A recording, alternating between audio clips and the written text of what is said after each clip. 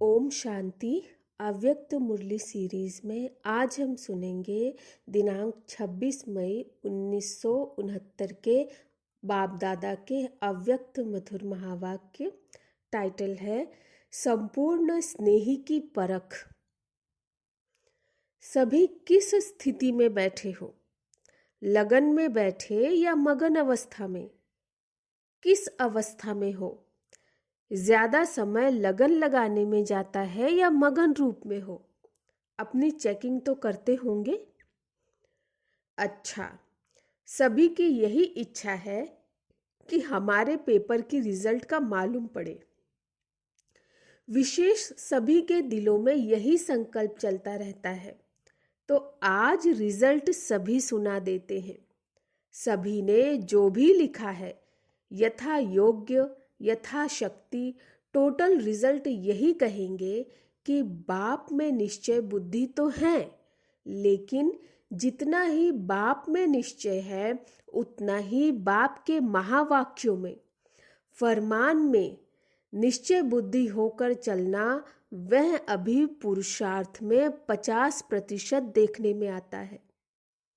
बाप में निश्चय तो 100% है, लेकिन बाप के फरमान और आज्ञाओं में निश्चय बुद्धि होकर के जो फरमान मिला और किया, ऐसे फरमान में निश्चय बुद्धि मेजॉरिटी 50% की रिजल्ट में है।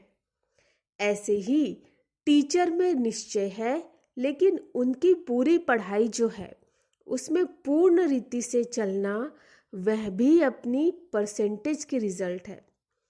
ऐसे ही गुरु रूप में भी सद्गुरु है, यह पूरा निश्चय है, लेकिन उनके श्रीमत पर चलना उसकी टोटल रिजल्ट 50% तक है।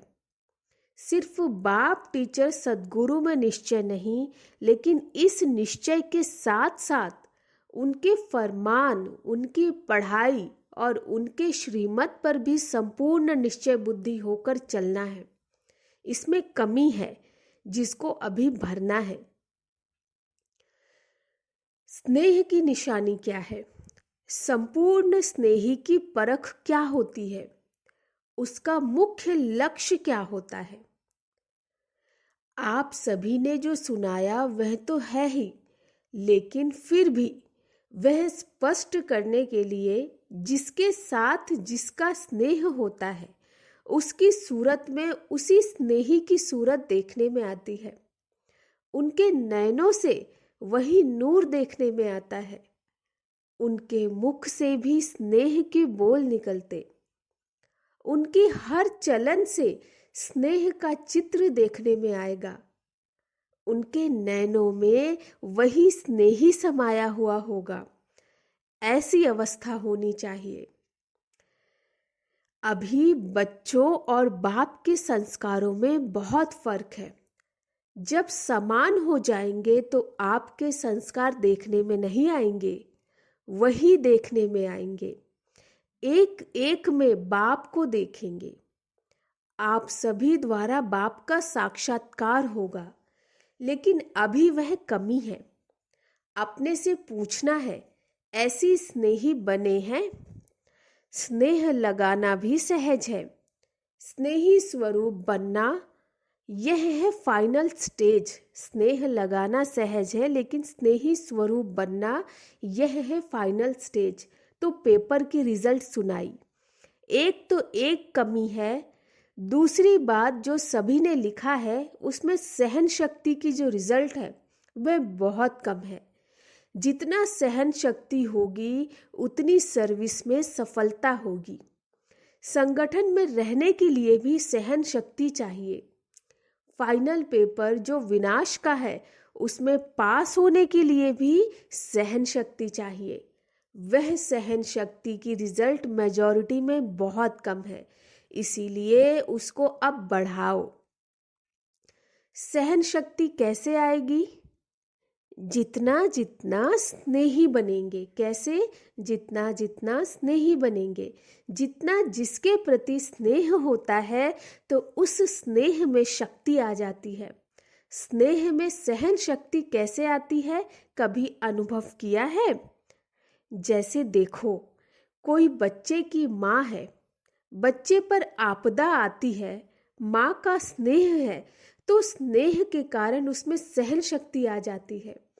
बच्चे के लिए सब कुछ सहन करने के लिए तैयार हो जाती है।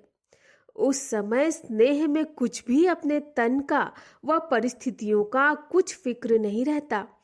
तो ऐसे ही अगर निरंतर स्नेह रहे तो उस स्नेही प्रति सहन करना कोई बड़ी बात नहीं है। स्नेह कम है इसीलिए सहन शक्ति भी कम है। यह है आप सभी के पेपर की रिजल्ट। अब 1 मास के बाद रिजल्ट देखेंगे। वहाँ 3-3 मास बाद पेपर आता है। यहाँ 1 मास बाद इसी रिजल्ट को देखेंगे कि स्नेही रूप कितना बने हैं। मुख्य है निर्भयता का गुण, जो पेपर में नहीं दिया था क्योंकि उसकी बहुत कमी है। 1 मास के अंदर इस निर्भयता के गुण को भी अपने में पूरा भरने की कोशिश करनी है। निर्भयता कैसे आएगी, उसके लिए मुख्य क्या पुरुषार्थ है? तो बाबा ने कहा, निराकारी बनना। जितना निराकारी अवस्था में होंगे उतना निर्भय होंगे। भय तो शरीर के भान में आने से होता है। यह 1 मास का चार्ट पहले बता देते हैं। कुमारियों का ट्रेनिंग क्लास पूरा होगा तो यह भी पूछेंगे कि सहन शक्ति, निर्भय और निश्चय की परख जो बताई वह कहाँ तक है।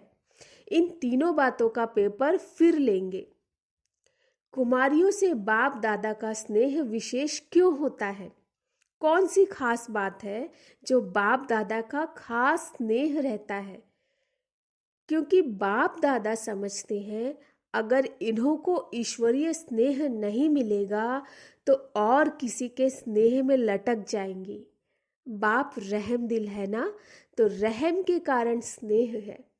भविष्य बचाव के कारण विशेष स्नेह रहता है। अब देखेंगे बाप दादा के स्नेह का जवाब क्या देती हैं। अपने को बचाना है, यह है बाप दादा के स्नेह का रिस्पॉन्ड। किन किन बातों में बचाना है मालूम है? एक तो मनसा सहित प्योरिटी हो, मनसा में कोई संशय ना आए। और दूसरी बात, अपनी वाचा भी ऐसी रखनी है जो मुख से कोई ऐसा बोल ना निकले।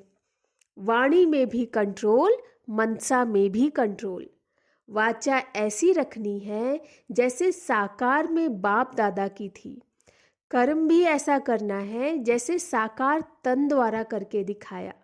आपका कर्म ऐसा हो जो और भी देखकर ऐसा करे। यह है कुमारियों के लिए खास। और किससे बचना है?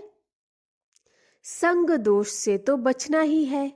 एक और विशेष बात है, अब बहुत रूप से, आत्मा के रूप से, शरीर के रूप से आप सभी को बहकाने वाले बहुत रूप सामने आएंगे, लेकिन उनमें बहकना नहीं।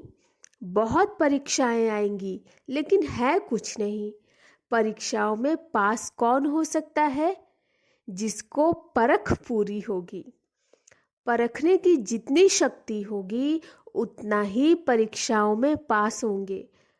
परखने की शक्ति कम रखते हो, परख नहीं सकते हो कि यह किस प्रकार का विघ्न है, माया किस रूप में आ रही है और क्यों मेरे सामने यह विघ्न आया है। इससे रिजल्ट क्या है? यह परख कम होने के कारण परीक्षाओं में फेल हो जाते हो। परख अच्छी होगी वह पास हो सकते हैं। जिसकी परख अच्छी होगी वह पास हो सकते हैं। अच्छा, ओम शांति। कल हम सुनेंगे सुस्ती का मीठा रूप आलस्य।